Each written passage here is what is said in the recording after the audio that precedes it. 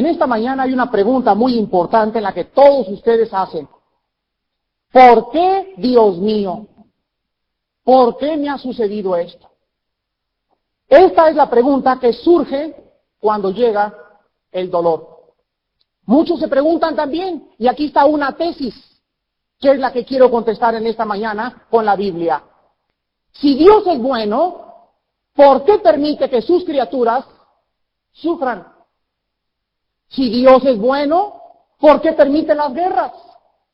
Y en esta mañana estas interrogantes han impedido que muchas personas intelectuales puedan abrir su corazón a Jesucristo y puedan aceptar el mensaje del Evangelio de Jesús. Damas y caballeros, quiero decirles que ha habido pensadores más grandes que los que tenemos en esta mañana, en este desayuno, como Pascal. Pascal se hacía las mismas preguntas, pero cuando él tuvo un encuentro con Cristo, él dijo estas palabras: sin Jesucristo nunca hubiera sabido de dónde vengo, quién soy y a dónde me dirijo. Wernher von Braun, director de la NASA por 25 años, creador del proyecto espacial que llevó el cohete en 1969 a la Luna, se pasó los últimos 5 años de su vida dando testimonios en todas las universidades del mundo, hablando acerca de su fe personal en Jesucristo. Y en esta mañana yo pienso que el sufrimiento es una de las más grandes interrogantes intelectuales para que muchas personas puedan aceptar el mensaje de Jesucristo. ¿Por qué sufrimos? ¿Por qué existe el dolor, la enfermedad y la aflicción? ¿Alguien podría contestarnos estas preguntas fuera de la Biblia? No lo creo, y hasta este momento no ha habido ninguna respuesta, ni filosófica, ni religiosa, al problema del dolor y del sufrimiento. La Biblia, damas y caballeros, es el único libro en esta mañana que nos puede ofrecer respuestas satisfactorias. Y quiero decirles a ustedes lo siguiente, antes de continuar analizando el problema del sufrimiento a la luz de la Biblia. Nuestra felicidad en esta vida va a depender de la perspectiva que nosotros tengamos acerca del sufrimiento. Quiero repetir y quiero que abras muy bien tus oídos. Tu felicidad y mi felicidad van a depender en una manera muy grande de la perspectiva que tú tengas del sufrimiento. Porque si tú en esta mañana no comprendes el sufrimiento, la corta vida que tienes en este planeta, la vivirás amargado y amargada hasta que Cristo venga por nosotros. Y pienso que la vida es demasiado corta, damas y caballeros, para amargarnos y afligirnos más de lo que la vida nos ha infligido a todos nosotros. Yo pienso que en esta mañana tú puedes salir con una vida nueva. Quiero analizar en esta mañana, en primer lugar, y usar en la mayor parte de esta conferencia, el libro de Job en la Biblia. El libro de Job es el libro más antiguo de toda la Biblia. El libro de Job se escribió aproximadamente hace 4.500 años. Y aquí encontramos en el libro de Job, como en ningún otro libro en toda la Biblia, el problema del dolor. Había un hombre, dice en el libro de Job, que era un hombre recto. Tenía muchas hijas y tenía muchos hijos. Y de repente se le acaban los hijos, los asesinan a las hijas, se le acaban las propiedades y se queda sin dinero. Y entonces la esposa se acerca, porque él era un hombre muy piadoso, y le dice a Job: maldice a Dios. Y voltea a Job y le dice a la señora, creo que muchas señoras se identifican con la esposa de Job en esta mañana, y Job le contesta y le dice: Jehová Dios dio, Jehová Dios quitó, sea el nombre de Jehová bendito. En otras palabras, Job dice filosóficamente que solamente hemos de recibir el bien de Dios y el mal no. El problema está averiguar en esta mañana por qué Dios permite que las criaturas que Él ha criado estemos expuestas al dolor y al sufrimiento. En el capítulo 5 de Job, versículo 7, vamos a analizar en varios versículos, en primer lugar, la condición del hombre a la luz de la Biblia. Quiero que escuches tú y que veas la radiografía que es patética y lastimera de que Dios nos presenta del hombre a través de las Sagradas Escrituras. Dice en el libro de Job, capítulo 5, versículo 7, pero como las chispas se levantan para volar por el aire, así el hombre nace para la aflicción. Venimos al mundo con dolor, vivimos con dolor y morimos con dolor. Las Escrituras dicen que el hombre nace para sufrir. En el capítulo 7 de Job encontramos los primeros 4 versículos que dice la Biblia: ¿no es acaso brega la vida del hombre sobre la tierra y sus días como los días del jornalero? Como el siervo suspira por la sombra y como el jornalero espera el reposo de su trabajo, así he recibido meses de calamidad y noches de trabajo me dieron por cuenta. Cuando estoy acostado digo, ¿cuándo me levantaré? Mas la noche es larga y estoy lleno de inquietudes hasta el alba. Damas y caballeros, la Biblia nos dice que la vida del ser humano no solamente es aflicción, sino que el ser humano trabaja y trabaja y trabaja y trabaja como los burros. Dice la Biblia también que el hombre anhela el descanso y el reposo. ¿Y saben ustedes en qué busca el descanso y el reposo el hombre? En el alcohol, en irse con un amante, en buscarse en drogar, en irse a Las Vegas y gastarse todo el dinero, y cuando regresa de Las Vegas, y cuando regresa del amante, y cuando regresa de la borrachera, se encuentra más y más vacío. Dice la Biblia también que el hombre a veces quisiera no levantarse. ¿No te ha pasado a ti eso muchas veces? Que te levantas en la mañana y no quisieras levantarte. Agarras la almohada y cierras las cortinas de tu cuarto y dices, ojalá que ahorita no me volviera a levantar. ¿No es verdad que así has pensado en tu corazón? Yo muchas veces me levanté de esta manera. No tenía ganas de enfrentarme el lunes a las 7:30 de la mañana a trabajar otra vez. La Biblia nos dice también que el hombre aparte vive lleno de inquietudes, miedo de que nos congelen los dólares, miedo que venga una crisis económica, miedo que entre el comunismo, miedo que tus hijos se droguen, miedo que tu esposa, inquietudes, inquietudes, inquietudes. Damas y caballeros, esto es vida. En el capítulo 14 de Job, los primeros 2 versículos, dice la Biblia, el hombre nacido de mujer, corto de días y hastiado de sinsabores, sale como una flor y es cortado, y huye como la sombra y no permanece. La Biblia nos muestra también que aparte de todas estas cosas, el hombre en la tierra es de una brevedad increíble. Cuando tú eras niño pasaban los tiempos y los días y eran años los que pasaban. Pero ahora mírate en el espejo, tienes 50, 60, 70 años, estás lleno de arrugas y volteas hacia atrás y vas a ir al cirujano plástico una vez y vas a ir 2 veces, pero va a llegar un momento que la cara no te la van a poder retirar, querida señora que nos estás escuchando. Va a llegar el momento en que te vas a enfrentar con la realidad y vas a decirle al espejo, soy una vieja. Vas a llegar y te vas a dar cuenta que tus capacidades intelectuales, el sentido de tu oído, el sentido de tu vista, se va deteriorando poco a poco. Saliste y brotaste y alcanzaste la gerencia de tu compañía y llegaste a prosperar económicamente. Y mírate, tienes 70, 80 años de edad y mírate qué vacío estás. La vida del hombre es como la flor del campo. Nace en la mañana y tienes tu gloria, tu refulgencia, tu brillo, tu esplendor, y vuelve otra vez a marchitarse. Y volteas atrás, siempre pensando, ¿por qué no hice aquello o por qué no hizo esto? O la mayor parte de los viejitos que no tienen a Jesucristo viven amargados, lamentándose de todo lo que no hicieron o de lo que les hicieron durante toda su vida. Dice en el capítulo 4 de Eclesiastés fue escrito por Salomón, uno de los hombres más sabios que han existido a través de toda la historia de acuerdo a la Biblia.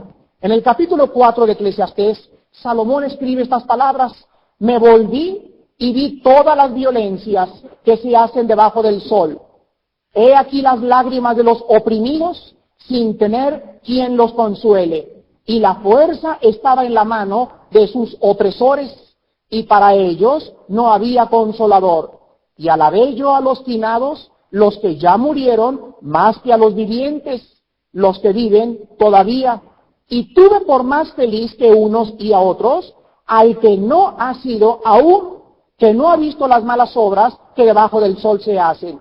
He visto asimismo que todo trabajo y toda excelencia de obras despierta la envidia del hombre contra su prójimo. También esto es vanidad y aflicción de espíritu. Vemos aquí que Eclesiastés nos dice que de acuerdo a su perspectiva, asumándose por el mundo, por todos lados ve opresión. Católicos contra protestantes en Inglaterra, judíos contra árabes, ricos contra pobres, indígenas contra proletariados, y por todos lados hay opresión, opresión, opresión. Tú trabajas en una compañía y el presidente de tu compañía te dice, usted, señor Méndez, tiene que trabajar 10 horas si quiere hacer méritos. Y cuando tú haces méritos durante 5 años en tu compañía, y si la compañía no te necesita, te dan una patada y jamás reconocen los méritos que hiciste.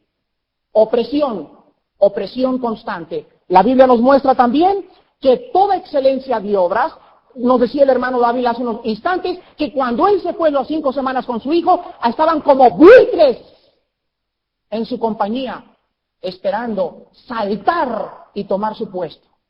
Cualquier cosa que tú hagas despertará siempre la envidia del prójimo. Dice la Biblia también en el libro de los Efesios, en el Nuevo Testamento, en el capítulo 4, otro retrato de la humanidad a la luz de Dios. En Efesios 4, versículos 17 al 19, dice la Biblia, esto pues digo y requiero en el Señor, que ya no andéis como los otros gentiles, escucha, que andan en la vanidad de su mente, teniendo el entendimiento entenebrecido, ajenos de la vida de Dios por la ignorancia que en ellos hay, por la dureza de su corazón, los cuales, después que perdieron toda sensibilidad, se entregaron a la lascivia para cometer con avidez toda clase de impureza. Damas y caballeros, la Biblia nos dice en último lugar que el ser humano tiene una mente hueca. La palabra vanidad en el griego significa vacío. Ve a un VIPS en la mañana y escucha la conversación de 4 señoras y durante 3 horas hablan del salón de belleza. O hablan para tijeretear a los esposos. O platican, mira mi reloj, Girard Perregaux. ¿Y cómo te fue en París, chulis? Pues fíjate que acabo de regresar de la costa de Mallorca. Y se van a las fiestas a enseñar sus buenos trajes, arrastrando las pieles como árboles de Navidad hasta la puerta de la entrada, sus buenos coches lujosos, y es una guerra del hombre contra el hombre por demostrarse quién tiene más dinero. Mentes huecas, mentes vacías, le llama el Espíritu Santo. Dice la Biblia también que no solamente el hombre está vacío aquí adentro, sino que también vive muy lejos de la ignorancia de Dios. Vas con una persona y le preguntas, oye, pero sí, yo soy cristiano, súper cristiano, soy católico, soy protestante, soy evangélico. Y cuando las personas contestan y creen que por pertenecer a una religión ellos tienen una relación con Cristo, viven engañadas. Sí, amigo, eres católico, pero ¿por qué tienes un amante los miércoles y los jueves? ¿Y por qué tomas la comunión el domingo? ¿Por qué te vas de peregrinaciones a rezarle a la Virgen con la pacha de tequila atrás en la bolsa? ¿Por qué dices que tienes comunión y tienes a Santa Catarina en tu casa como un ídolo o como una persona a la cual tú adoras y en tu trabajo vives robando? Si Jesucristo se apareciera, a muchos de nosotros nos diría, sepulcros blanqueados. Por afuera tienen la apariencia de piedad, pero por dentro niegan la eficacia de ella. Porque invalidáis la palabra y el mandamiento de Dios siguiendo vuestras tradiciones. Entonces la Biblia dice que aunque en esta mañana hay muchas personas que se proclaman religiosos, viven lejos de Dios. No hay una relación tuya con Cristo todos los días. No hay un entendimiento, ni una paz, ni la conciencia tranquila de que tus pecados han sido perdonados. Porque la religión, ninguna religión puede salvar a nadie. Tú necesitas en esta mañana un encuentro personal con la persona de Jesucristo, el Hijo de Dios. En tercer lugar, este pasaje de Efesios nos dice que el hombre es duro de corazón y el hombre, dice la Biblia, no es dominado por la razón. No es verdad que la razón domine al hombre. El hombre es dominado, es controlado, es dirigido por sus pasiones.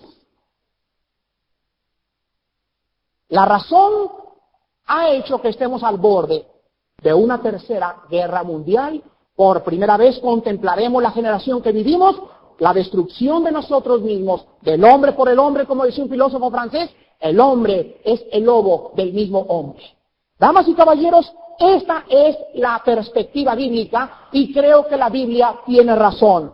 En verdad, la condición tuya en esta mañana es lastimera y es patética. Aunque tengas un buen puesto, aunque tengas dinero, aunque tengas influencias, Dios de una perspectiva más elevada te dice: oh pobre criatura desventurada, miserable, ciega y desnuda delante de mis ojos.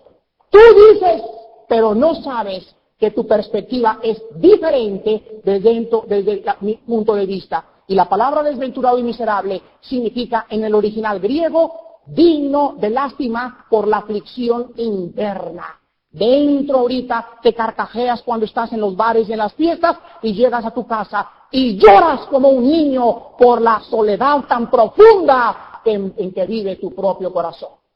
Este vacío, mi amigo, no puede ser llenado por tus negocios, ni por el dinero, más que por la persona del Hijo de Dios. En segundo lugar, en esta mañana vamos a ver ahora, por causa de este sufrimiento, me quiero adelantar a todas tus preguntas. Bueno, ¿y qué culpa tengo yo de que esté hueco en la mente? Así me hizo Dios. ¿No es verdad que vas a contestar eso? Entonces surgen preguntas. Quiero decirles, hace 2 semanas fui invitado por la Universidad de Ciudad Victoria, Tamaulipas, y es la primera vez en una universidad. He visitado aproximadamente 140 universidades en Centroamérica y la República Mexicana, Estados Unidos y Canadá, y es la primera universidad a la que yo me enfrento en la que los estudiantes no tenían preguntas. Vi un mensaje que se llama La Biblia tiene la razón. Y había intelectuales, había socialistas, había comunistas, había marxistas, había católicos, había protestantes. Y después de ese mensaje de las evidencias bíblicas, no tenían más que preguntas sobre la Biblia, porque Jesucristo había conquistado al 90% de los estudiantes de la Universidad de Ciudad Victoria, recibieron a Jesucristo. Es algo maravilloso lo que el Espíritu Santo está haciendo, porque los jóvenes van y escuchan alternativas. El mundo les ofrece ateísmo, marxismo, pornografía, inmoralidad, abandono de hogares, tristeza, drogadicción, pero cuando les presentas que hay una persona que resucitó de los muertos y que vive y que es el Hijo de Dios y que puede cambiar las vidas, los jóvenes están hambrientos de la verdad. Esta es la hora de proclamar el Evangelio a la República Mexicana por la opresión en que México vive actualmente por causa de su crisis económica. Este es el momento en que te puedes volver a Dios. Vamos a ver las preguntas que el hombre se hace por causa del sufrimiento. Regresamos al libro de Job. Y en el capítulo 3, escuchen que no son nuevas tus preguntas. Job, en un momento de desesperación, en el capítulo 3, le exclamó a Dios y le preguntó diciendo, versículos del 11 al 12, ¿por qué no morí yo en la matriz o expiré al salir del vientre? ¿Por qué me recibieron las rodillas y aquí los pechos para que mamase? Versículo 16, ¿por qué no fui escondido como abortivo, como los pequeñitos que nunca vieron la luz? Versículo 20 y 22, ¿por qué se da luz al trabajado y vida a los de ánimo amargado que esperan la muerte y ella no llega, aunque la buscan más que tesoros, que se alegran sobremanera y se gozan cuando hayan el sepulcro? ¿Por qué se da vida al hombre que no sabe por dónde ir y a quien Dios ha encerrado? La primera pregunta que surge es, ¿cuál fue el objeto de que yo haya nacido? Oh Dios, ¿por qué no me dejaste mejor en la matriz de mi madre? ¿No es verdad que en lo profundo de tu alma, cuando el dolor llega, ¿Eso le preguntas a Dios? En el capítulo 10 de Job, Job sigue cuestionando y preguntándose, identificándose con nosotros en esta mañana. Está mi alma hastiada de mi vida. Daré libre curso a mi queja. Hablaré con amargura de mi alma. Diré a Dios, no me condenes. Hazme entender por qué contiendes conmigo. ¿Te parece bien que oprimas y que deseches la obra de tus manos y que favorezcas los designios de los impíos? Job dice, Señor, ya no puedo más. Dime, Señor, porque muchas veces mis ojos parece que me dicen que a los malos les va mejor que a los buenos. ¿No es verdad? Vean a muchas personas malas que roban, cometen fraude, tienen amantes y están enteros como árboles de cedro. Y hay otros que por portarse bien les va peor que a los malos. Es una pregunta válida e intelectual. Job en el capítulo 6 vuelve a preguntarle a Dios y le dice, versículo 11, ¿cuál es mi fuerza para esperar aún? ¿Y cuál mi fin para que tenga aún paciencia? Quiero decirte y preguntarte en esta mañana, amigo que me escuchas, ¿en quién están tus fuerzas para poder seguir viviendo? ¿Qué es lo que te impulsa a seguir viviendo? ¿Tus negocios? ¿Quién es el que te fortalece interiormente? ¿El dinero que estás recibiendo? Hace muchos años agarraron a una rata y la metieron en una cubeta. Y la rata durante media hora estuvo pataleando para sobrevivir en el agua de la cubeta. Al pasar la media hora, la rata, ¡pum!, se hundió y se murió. Agarraron otra rata y la pudieron a poner media hora en una cubeta llena de agua. Y durante media hora la rata estuvo luche y luche por sobrevivir. Pues pasando la media hora, agarraron a la rata y antes de que se hundiera, la sacaron. Y cuando la volvieron a poner en tercer lugar a la rata, dentro de la cubeta, la tercera vez, la rata aguantó 15 minutos más. ¿Y saben ustedes por qué sobrevivió 15 minutos más? Porque anteriormente le habían dado esperanza. Los mismos animales nos muestran, damas y caballeros, que el animal con esperanza sobrevive. Y no hay una persona en este salón que pueda sobrevivir si no tiene esperanza. Y cuando tengas esperanza en las cosas de este mundo y se te derrumba el mundo como un castillo de naipes, la pregunta es, ¿en quién vas a tener tus fuerzas? Y yo te voy a contestar, vas a ir a agarrar una pistola y volarte la tapa craneana de los sesos. Vas a tomarte un ponche de pastillas y te lo vas a poner en la boca y vas a huir por la puerta falsa porque no tienes esperanza para seguir viviendo. Vemos ahora en el capítulo 36 del libro de Job, ¿por qué el hombre tiene este entendimiento tan oscurecido acerca de la vida? ¿Por qué piensas como piensas y por qué esas preguntas que aparentemente son lógicas o racionales, pero que sin embargo desde la perspectiva divina son absolutamente vacías? En el capítulo 36 de Job, versículos 22 y 23, la Biblia nos muestra por qué el hombre tiene un mal entendimiento de los caminos de Dios. Y dice la Biblia, capítulo 36, 22 y 23. He aquí que Dios es excelso en su poder. ¿Qué enseñador semejante a él? ¿Quién le ha prescrito su camino? ¿Y quién le dirá, has hecho mal? Damas y caballeros, en primer lugar, ignoramos el poder y las enseñanzas del Dios del universo. Cuando tú tienes una perspectiva limitada y te volteas y le dices a Dios, ¿por qué hay guerras? ¿Por qué hay sufrimiento? Tú tienes la culpa. Quisieras agarrar a Dios, ven para acá y ponerlo en una banca y acusarlo y traer a los jueces de la humanidad y decirle, tú estás sentado en el banco de los acusados, respóndenos. Y en eso Dios comienza a crecer, a crecer, a crecer, a crecer, a crecer, a crecer y se hace grandísimo y entonces llena todo el universo y nos contesta y nos dice, amigos, ¿reconocen que sus mentes son limitadas?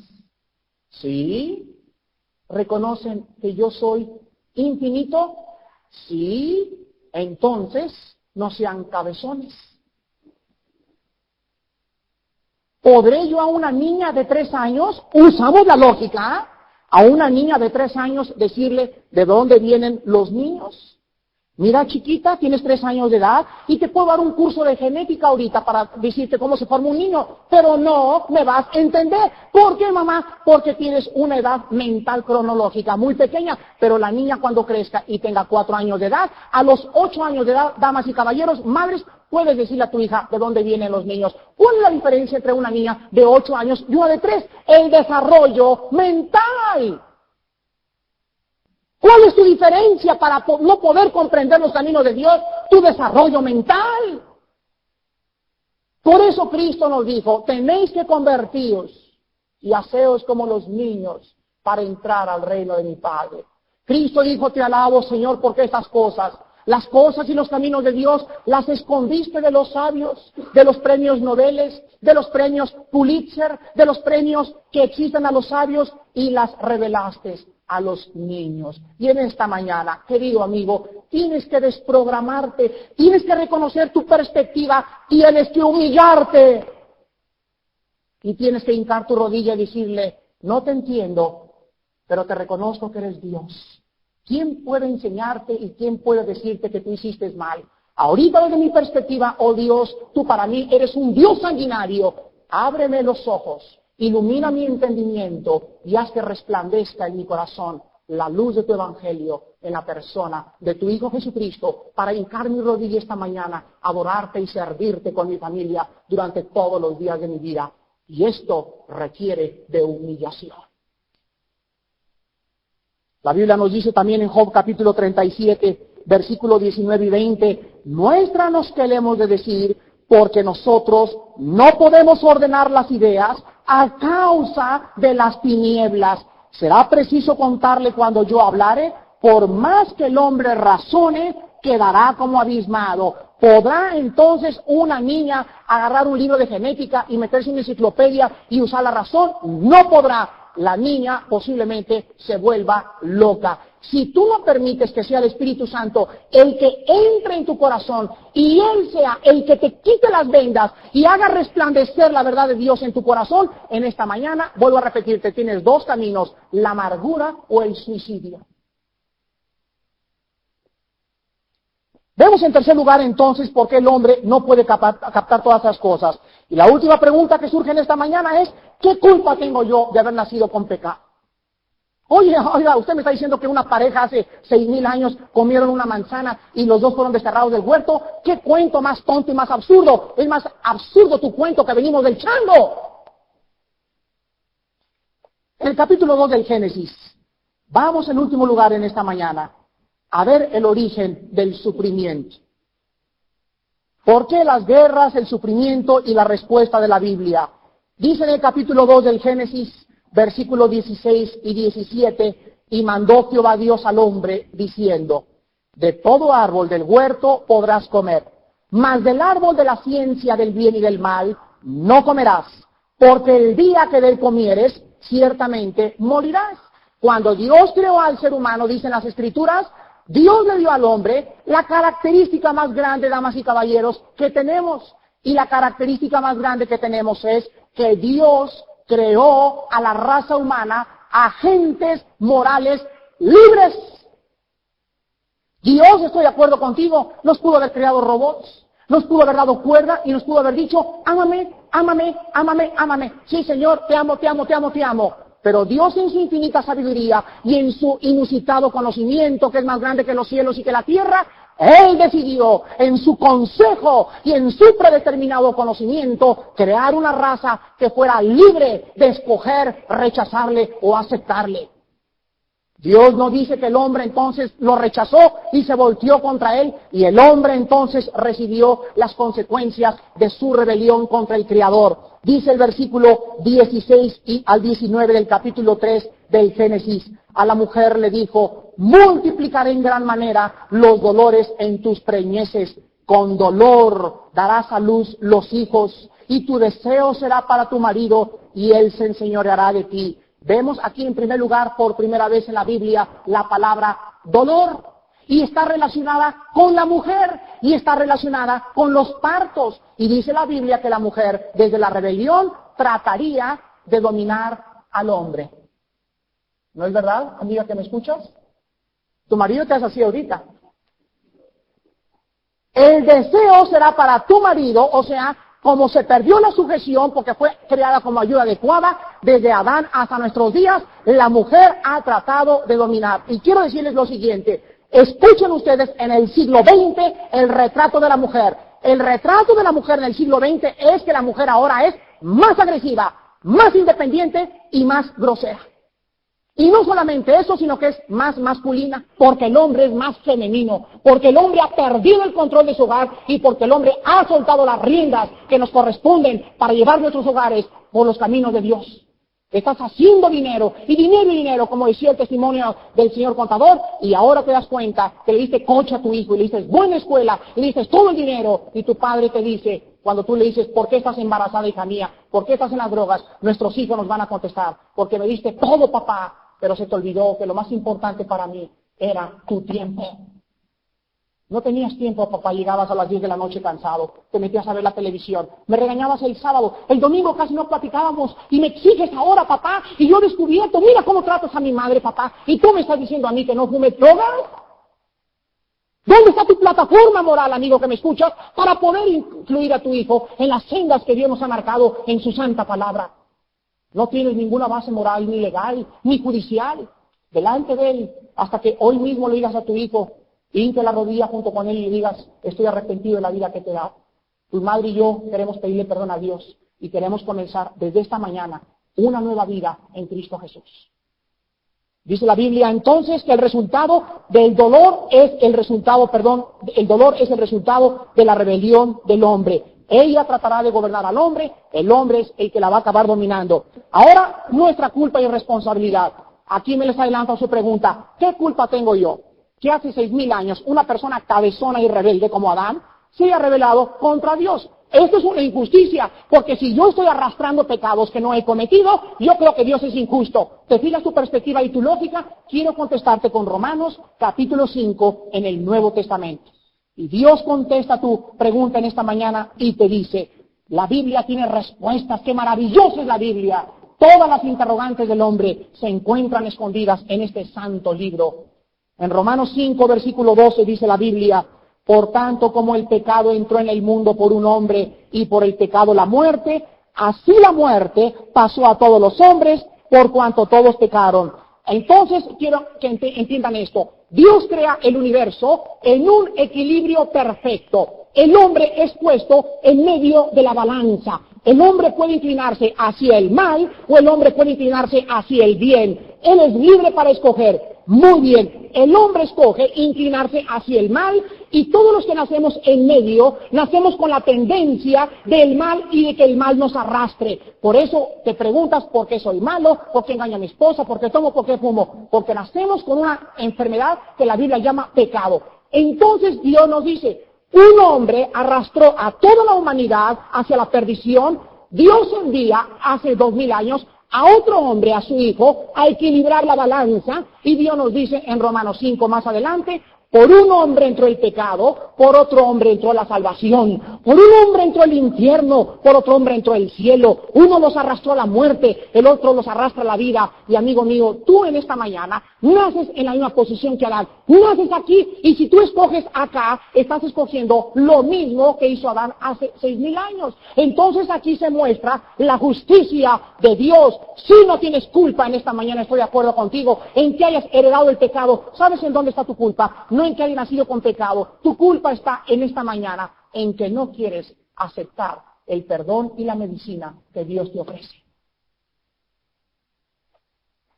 Dice en Juan capítulo 3, esta es la condenación, que la luz vino al mundo y los hombres amaron más las tinieblas. Dice en Romanos 5, del 15 al 20, pero el don no fue como la transgresión, porque si por la transgresión de aquel uno murieron los muchos, abundaron mucho más para los muchos la gracia y el don de Dios por la gracia de un hombre, Jesucristo. Y con el don no sucede como en el caso de aquel uno que pecó, porque ciertamente el juicio vino a causa de un solo pecado para condenación, pero el don vino a causa de muchas transgresiones para justificación. Pues si por la transgresión de uno solo reinó la muerte, mucho más reinarán en vida por uno solo, Jesucristo, los que reciben en esta mañana la abundancia de la gracia y del don de la justicia. Voy caminando por el campo y me encuentro una calabacita que está así chueca la calabacita. Y me dice, y le digo, calabacita, calabacita, ¿por qué naciste chueca? Y me dice la calabacita, oiga señor, yo no entiendo, pero creo que el que me hizo cometió un error porque estoy chueca. Y entonces yo le contesto y le digo, calabacita, calabacita, aquí traigo una pomadita y te la puedo embarrar y te puedes enderezar. Y la calabacita me dice, no quiero seguir chueca. Entonces, cuando llegue la cosecha, la calabacita no le va a decir al agricultor, oiga, señor agricultor, no es posible que yo haya nacido chueca, ¿por qué me hizo usted así? Y entonces le va a contestar el agricultor y le va a decir, calabacita, no te voy a culpar por haber nacido chueca, te voy a culpar porque no quisiste enderezarte.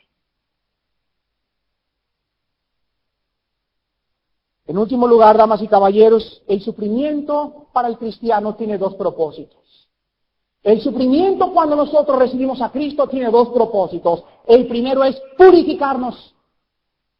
En 1 Pedro 1 dice la Biblia, porque es necesario que tengáis que ser afligidos en diversas pruebas. Cuando yo paso por el fuego del sufrimiento, cuando yo pierdo un hijo, cuando yo veo el dolor en el mundo, entonces estoy capacitado para poder ayudar a mi prójimo. Decía hace poco el Papa que la Madre Teresa era la mujer más altruista y fabulosa que ha conocido, y yo estoy de acuerdo con el Papa en esta aseveración. La Madre Teresa es un ejemplo de una mujer que ha dejado absolutamente todo para ir a dar su vida a los necesitados, a los pobres, a los huérfanos, y se está consumiendo en lepra. ¿Sabían ustedes que ahora le dio lepra a la Madre Teresa? Y sigue abrazando a los leprosos porque en ella existe el deseo y la esperanza de volver a ver a Dios. Por eso hace lo que hace, porque tiene esperanza. Y en segundo lugar, el propósito para nosotros es disciplinarnos y castigarnos, porque te haré entender, dice la Biblia, y te enseñaré el camino que debes andar. El día que yo vea que mi hijo tiene amigos que se drogan o que fuman, ¿ustedes creen que por amor de mi hijo no me le voy a dar unos buenos cuerazos? Claro, y entonces el niño se va a voltear y me va a decir, papá, fíjense la perspectiva, papá, si tú me amaras, no me pegarías. Y le diría, hijito, es que no has comprendido que el amor con que te doy un beso, con el mismo amor te doy de cuerazos. Parece una contradicción, pero es la verdad. El amor implica dos elementos, el castigo y el amor mostrado a través de las caricias. Pero nosotros castigamos por el amor que les tenemos a nuestros hijos. Entonces, si Dios ha permitido el sufrimiento, es porque Él tiene el propósito que a través del sufrimiento nosotros lleguemos a la madurez. Miren, damas y caballeros, quiero acabar con esto. Desgraciadamente, a través de todas nuestras cruzadas cristianas que hemos tenido en Sudamérica y en Estados Unidos y en México, hemos descubierto en Vida Nueva lo siguiente, un fenómeno muy interesante. El 90% de las personas que vienen a Cristo vienen causados por una crisis. Ahorita no tienes buen trabajo, tienes a tus hijas, oye al señor Galván lo que dijo, al señor Dávila lo que dijo. Dios tuvo que chocar a mi hijo, me tuvo que llevar al hospital, me tuvo que llevar a una posición donde ni mi trabajo, ni mi dinero, ni mis influencias me iban a ayudar. Y en esa crisis puedes levantar los ojos y decirle, oh Dios, ayúdame, que necesita mi alma. ¿Es necesario, amigo, que tengas que ir a una crisis para aceptar a Jesucristo en tu corazón? ¿Es necesario que Dios tenga que tratar drásticamente contigo? La respuesta es no, no es necesario. Todo depende de tu entendimiento, la apertura de tu corazón y la sencillez de tu alma para reconocer que existe un Dios, cuyos pensamientos jamás podrás alcanzar, pero que envió a su Hijo a morir en una cruz. Le pusieron clavos en las manos, le atravesaron su costado y le levantaron entre el cielo y la tierra. Y ahí desde el cielo y la tierra, él que no había hecho nada, él que era una persona mansa y humilde, él que jamás traficó con drogas, ni vendía marihuana a los fariseos, ni tampoco traficaba con armas, ni tampoco le robaba al gobierno, jamás hizo un mal. Ahí estaba colgado en la cruz y la gente le decía, descrucifícate, si tú eres el Salvador, sálvanos. ¿Por qué ese odio contra Cristo? Porque Él era la luz y porque vino a decirte en esta mañana que tus pecados te van a condenar. Y que si tú no aceptas lo que Él hizo por ti en la cruz, tú no puedes morir en paz, morirás condenado eternamente. Y por eso tú le rechazas, porque tu vida está llena de tinieblas. Él es la luz y cualquiera que venga a Él en esta mañana no permanecerá en tinieblas. Ahí en la cruz te dice esta mañana Dios, ve las manos talabradas de mi Hijo Jesucristo, ve su costado atravesado y quiero decirte que ahora yo te ofrezco perdonar tus pecados. No por tus buenas obras, no porque viernes primeros, no por sacramentos, no por peregrinaciones, en base a la muerte de mi Hijo en la cruz del Calvario. Dios nos otorga un favor que jamás hubiéramos podido alcanzar. Es algo gratuito, porque por gracia sois salvos por medio de la fe, no de vosotros, para que nadie se gloríe. ¿No quisieras en esta mañana arrepentirte de tus pecados? Decirle a Dios, como le han dicho los más grandes hombres, no entiendo, pero aun cuando me mates, seguiré confiando en ti. ¿No quisieras decirle a Dios, oh Padre, cómo te necesita mi familia? ¿No quisieras esta mañana, hoy que tu vida ha sido preparada, recibir el regalo que Dios nos ha ofrecido en la muerte de su Hijo Jesucristo? Les pido a todos en este instante que inclinemos nuestros rostros.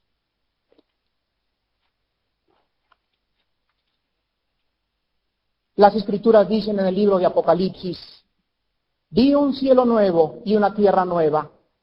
El primer cielo y la primera tierra pasaron, y el mar ya no existía más. Y yo, Juan, vi la santa ciudad, la nueva Jerusalén, descender del cielo de Dios, dispuesta como una esposa ataviada para su marido.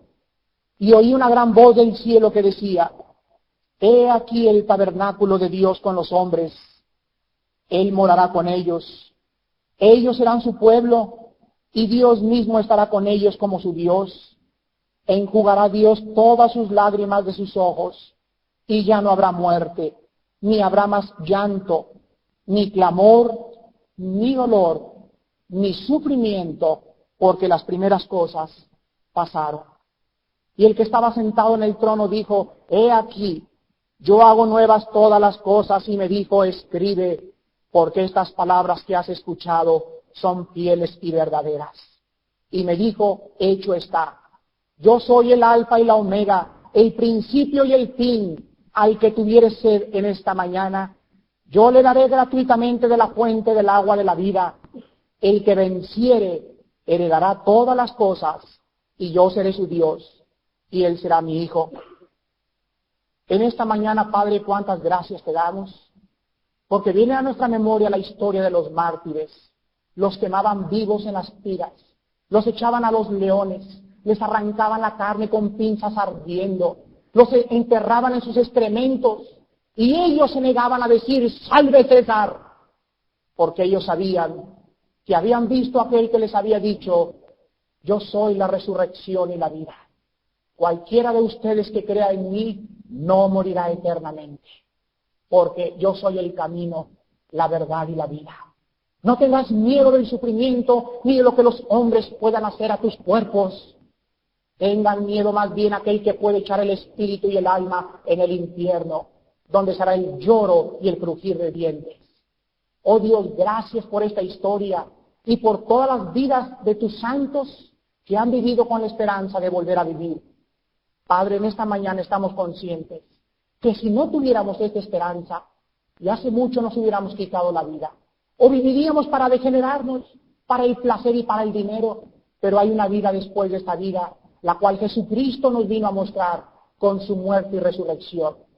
¿Cuántas personas en esta mañana han venido a este desayuno con tantos sufrimientos, con tantos dolores, hastiados de la vida, queriendo escapar por la puerta fácil? Y Cristo te dice en esta mañana: no tengas miedo. Yo estoy contigo todos los días hasta el fin de los siglos. Nunca te desampararé, nunca te dejaré. Mi diestra te sustentará y te haré entender el camino que debes andar. Oh Señor, gracias porque has tocado corazones esta mañana, y estas personas quieren abrir su corazón para recibirte en espíritu y en verdad.